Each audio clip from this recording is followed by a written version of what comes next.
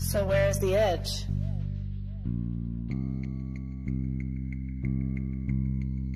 Who's to say that there is an edge, and why assume there is one? Is it because when we are introduced to the idea of a flat Earth, it's always depicted like this?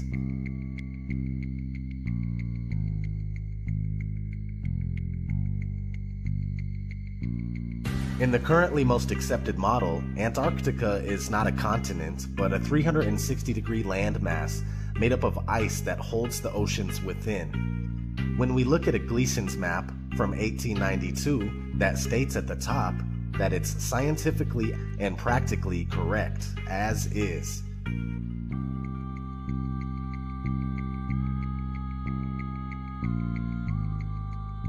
We see this Antarctic ice rim.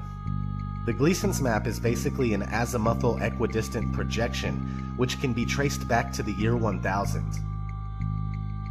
The AE map is also an official map of the United States Geological Survey, the USGS, and the official logo for the United Nations. The oldest known globe in the world is from 1492.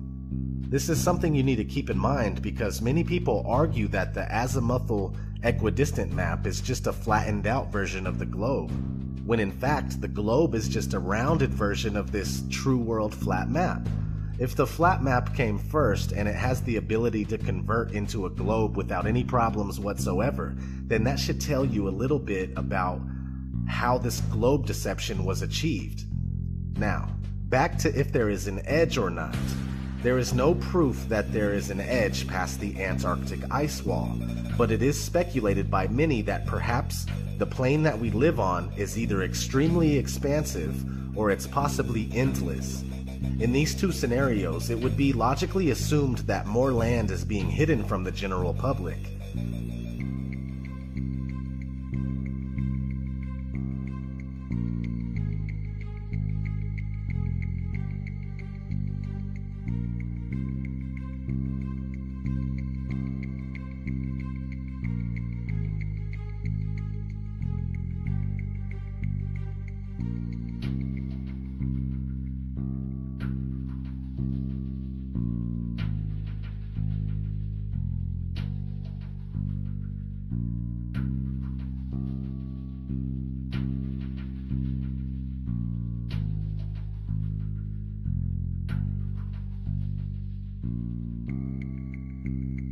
In a 1954 interview with Admiral Richard E. Byrd, an American naval officer who specialized in exploration, he had this to say.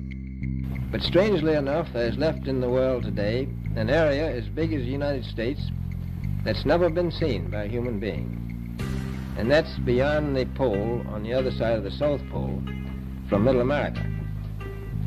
And I think it's quite astonishing that there should be an area as big as that unexplored. Implying that there is more land past Antarctica. If that uninhabited land was on a globe, it would be in the Indian Ocean. A recent discovery of an old Buddhist map in a newspaper from 1907 seems to support the idea of a vast plain with much more land.